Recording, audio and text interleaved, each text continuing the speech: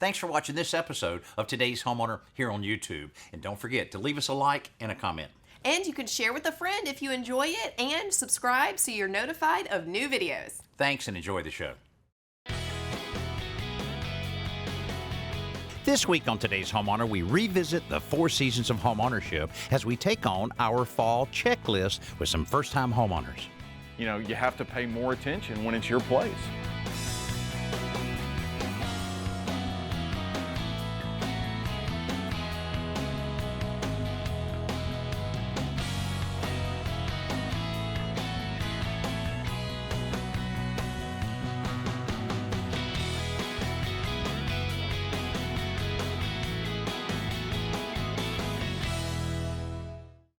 We began sharing our 4 seasons of homeownership list back in the spring and through the summer.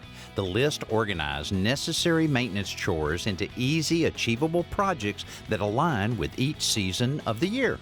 Of course, our Fall 4 Seasons list will include a number of things that you need to do to get ready for the colder days ahead. Now, if you've seen our list, you know they're divided up into 3 different areas. One is a top 10 must-do list that we feel you really need to accomplish during this time of the year. A second area of our list is if time and budget allows. If you have a little extra time and a little extra money, here are some really good projects you need to do. And yet, a third area is a little something extra, some of those fun projects that are perfect to do during this time of the year. And we're going to hit on a little bit of all of the list during this week's show. Let's get started.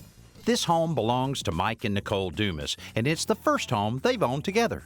We've actually lived in this neighborhood for years, but we weren't able to buy the house we were renting. And so we moved right down the street, and this has been our home ever since.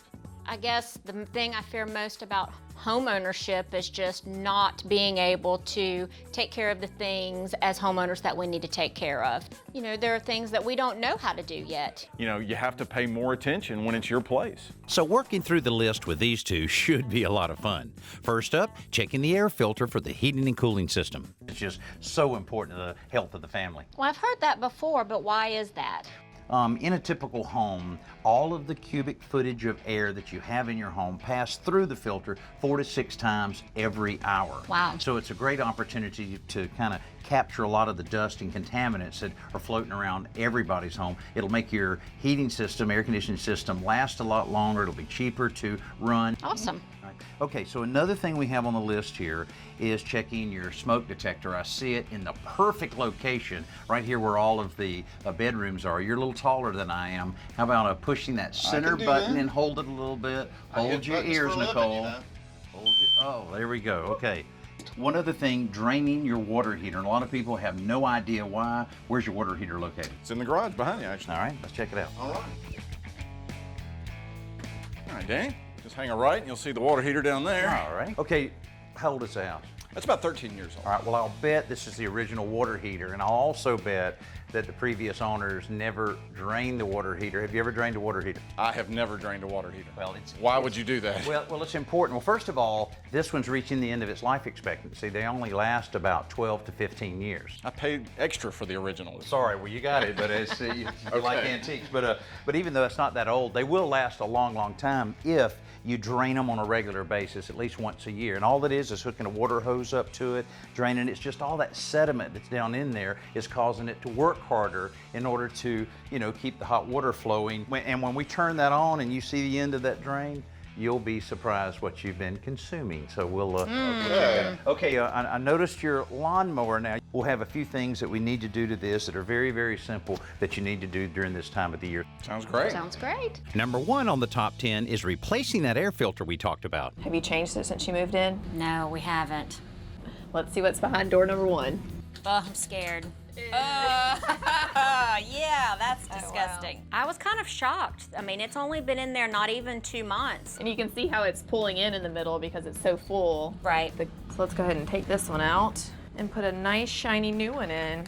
And you have the arrows that are facing which direction the air is blowing. Okay. So it's going in, so we got that right. And before we put it in, I thought we could add a little scent to the house by doing a few drops of this if you want to open that up and put it on there.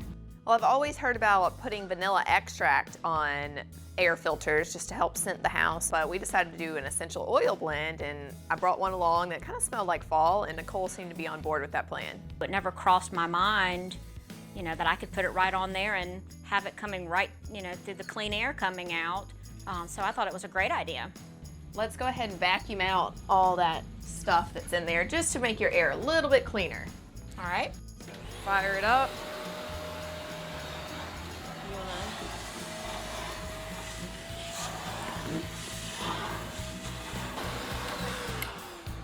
Now we can put our filter in place. Okay.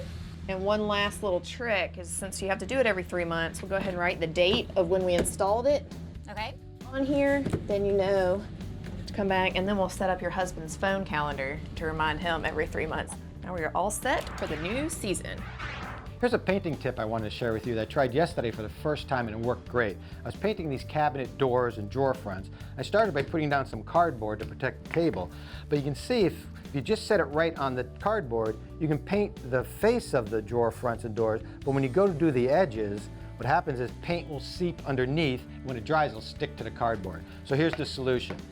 I got a paper egg carton with a pair of scissors. I cut them up into little individual cups. Each of these held a single egg, and now when you turn them upside down and use 4 of them, you can set the door, the cabinet door, on top of it and lift it up off the cardboard. And now, you can very easily paint the broad surface on the front, but more importantly, you can get the entire edge, all 4 edges. And I noticed that when you paint them like this, paint tends to collect on the underside. And if it was right on the table, you'd have no access to it. But now that it's built up, you can just very easily draw your brush along the underside and clean it up. And the other great thing is these are recyclable, reusable, and free. We're walking through our 4 seasons of homeownership chore list with new homeowners Mike and Nicole. Chelsea and Nicole have just checked off number 1 off that list, changing the air filter on the heating and cooling system. I know you're supposed to change it to help circulate the clean air, catch all the dust, all that stuff, but I guess I never really thought about the impact it could have, you know, on the air conditioner itself. Number 2 on the top 10 list is cleaning and inspecting the gutters. But Mike and Nicole don't have gutters, which may be creating its own problems. Hi guys, as you can see, we have got all kinds of erosion issues. We've got this rut down here. Look at your fence post over there. Yeah, I mean, it's like the whole yard is washing away, and I'm not really sure if gutters are the solution to that, but I know that the water running off the house has already caused us to have the wood on the back of the door replaced. Oh, well, it'll definitely catch the majority of the water, and because it's single story, fairly easy to install, so yeah, I think it'll help a lot. I've never been a fan of gutters because a lot of people put them up incorrectly. But we can put some up here, and you know what I'm thinking, Danny, we got all these oak trees here. You're gonna have some issue with leaves. We can put a little additive to that gutter system that will make it almost maintenance free. Alan and Mike get started by finding the center point for the back wall of the house. All right, Mike, that's about our center point right there. We'll make our fall from here down. Most of the work is actually happening right here on the ground. Grab one of those. Okay. We're gonna put all of our braces on before we even go up there. Okay. It's very easy. See the hook here? Hook the front, bring it down, push it on the back. That's it. Sweet, so I'm done. Yeah, well, no. We got several more of these to do, all right? All right. Once the mounting brackets are in place, they mark the fall from the center to the outer edges with a chalk line. For ideal drainage, you want about 1 inch of fall for every 20 feet. Mike is the Henny Youngman of homeowners. This is an E-string? That's it. He's a lot of fun to work with. These do-it-yourself gutters come in 10-foot sections, which are seamed together with a special bracket and sealant. Alan completes 1/2 of the seam on the ground before they hang each piece by driving the long screws attached to each bracket into the fascia board of the house. Then the next piece slips into the seaming bracket and the process repeats. The way we're hanging these, it's almost idiot simple. At either end of the house, Alan slips a cap over the end of the gutter and crimps it in place. While he's doing that, Mike and his daughter Emma tackled number 3, raking leaves from the lawn. Since he has lawn care on his mind, now seems like a good time to take care of number 4, winterizing that mower of his. The first step is removing all of the grass clippings from the deck, top and bottom. Next, we'll change the oil. Look how dark that I was is. gonna say, it looked like tea when I first put it in there. I bet it did. He does the same thing that so many people do. They finish it up, they push it into the garage, and they think it'll be fine until next year. Once the old oil has been removed and disposed of properly, we change the air filter and the spark plug. Before we reconnect the spark plug, we remove the blade so we can sharpen it. Okay, look at that. And that's what you're using to cut grass, huh? One thing Danny is showing me is how to sharpen the blades on the bottom of the mower so I can actually cut the grass and not tear it, which I apparently was doing with all the pock marks on the blade. Pitted so bad we almost need a new one.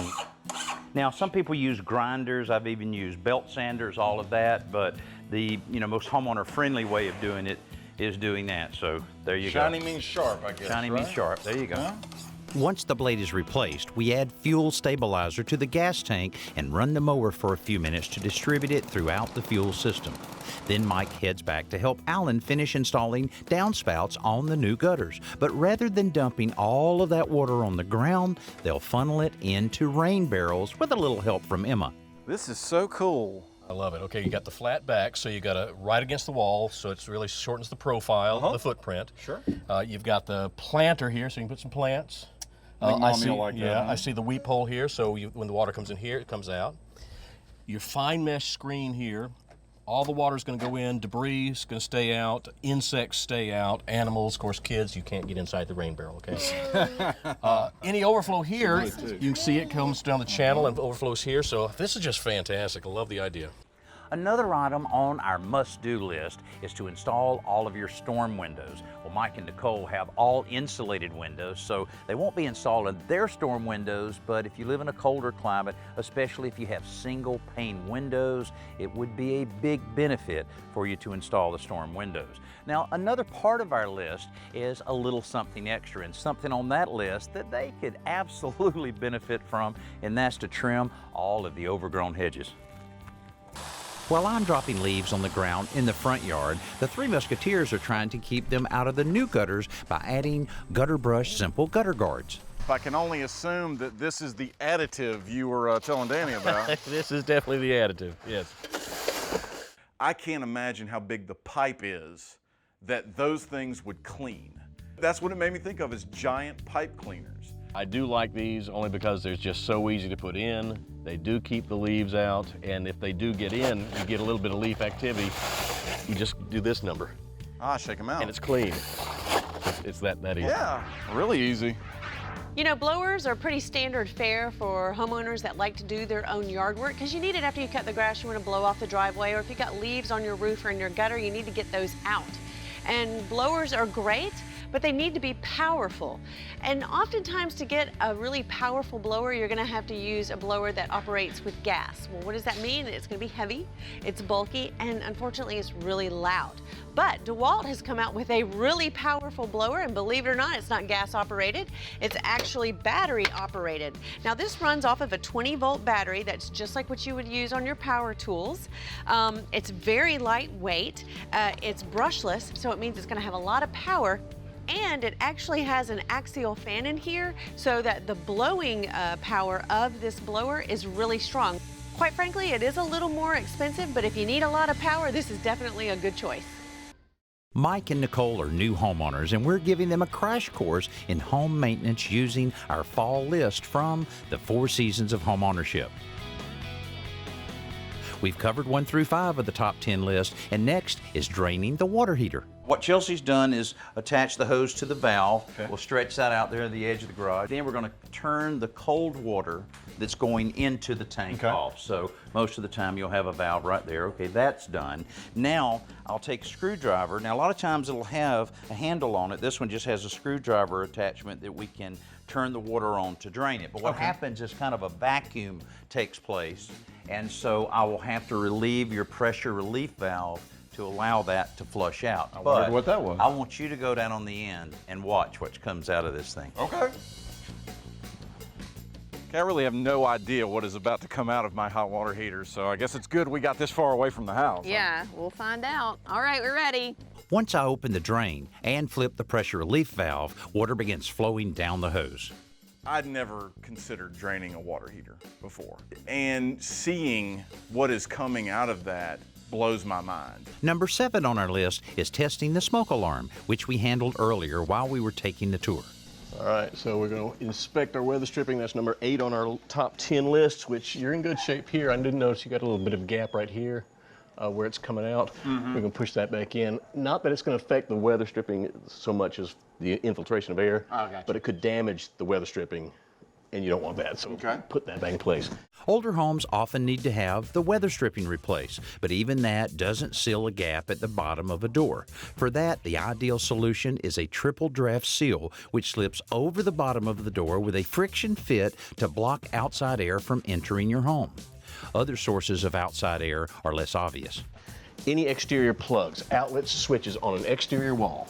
Okay. Believe it or not, you can get a lot of air infiltration through there. So go ahead and pop your cover off. This is basically just a gasket. It's called socket sealers. Okay. Go ahead and punch out all the pieces. It goes right over it. Okay. Plate goes back on and you're done. Okay.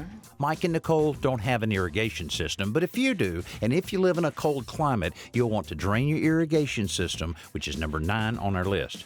Turn off the water supply and drain the system to prevent freeze damage to the components.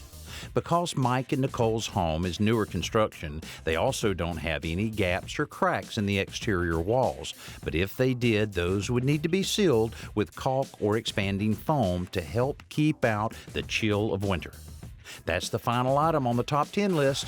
The if time and budget allow part of our list includes one item we've already done, trimming the shrubs. Now Chelsea's about to help Nicole tackle another one. Okay, Nicole, we're not gonna go through the whole house and paint all the trim in the house, but if you do one room a season, then after a couple of years, your whole house will have fresh paint. Okay. And if you don't paint very much, it helps to have some painter's tape just to help it look a lot cleaner once we're done painting. And this, of course, with the moisture in the latex paint, once it touches this, the chemicals in it seals it off so that the paint's not going to get underneath it. See if I'm tall enough. Oh. Yeah, there you go. You just want to keep it where you don't see any of the tan. Well, I don't know about you, but I'm definitely using my tape over here. Oh yeah. Yeah, I'm not the best painter. For the best results, it's important to remove this frog tape while the paint is still wet. But apparently, there's more than one way to do that. Nicole is very meticulous about removing her painter's tape. She rolls it up in a nice, neat little ball. I know if I'm impatient that I'm gonna get paint all over my hands, I'm gonna get paint all over my clothes. I like to just rip it off like a Band-Aid and ball it up. But then I do end up with a lot of paint on my hands. Yeah, there's a method to the madness. Probably takes up less room in the trash can. All right. We've done a lot of work this week at Mike and Nicole's new home. Aside from trimming the shrubbery in the front, installing new gutters in the back, and the rain barrels that double as planters, there aren't a lot of changes that you can actually see. But all these little chores we've done will make a big difference in the comfort, efficiency, and longevity of this home for years to come. The thing that I love the most about having gutters on the house now is I know we have addressed a serious issue. It rained later on the day we put them up, and so you watch that water go right into the rain barrel, and then 12 hours later I'm pouring it into a jug to water the flowers. I mean, you can't get more cause and effect than that. It really was the ultimate DIY thing because I got to use the saw a little bit. I got to get up and screw some things in, but it was really simple. I think the list is a good point of reference to use for us both.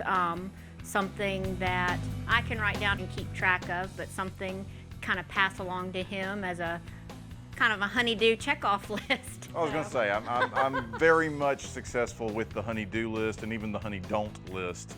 And so this adds to it and makes me feel like I'm actually participating in keeping the home maintained. There's a lot that needed to be done that now I know how to do. Mike and Nicole are the perfect couple to share the fall edition of our 4 seasons of home ownership. They've only been in this house a couple months and they're first-time homeowners, and we're very eager to learn everything they need to do this time of year to really maintain what is their biggest investment. Hey, thanks for watching this episode of Today's Homeowner. And don't forget to comment, like, and hit the bell icon so that we can notify you when new videos are posted. And don't go anywhere, click around and continue the home improving fun.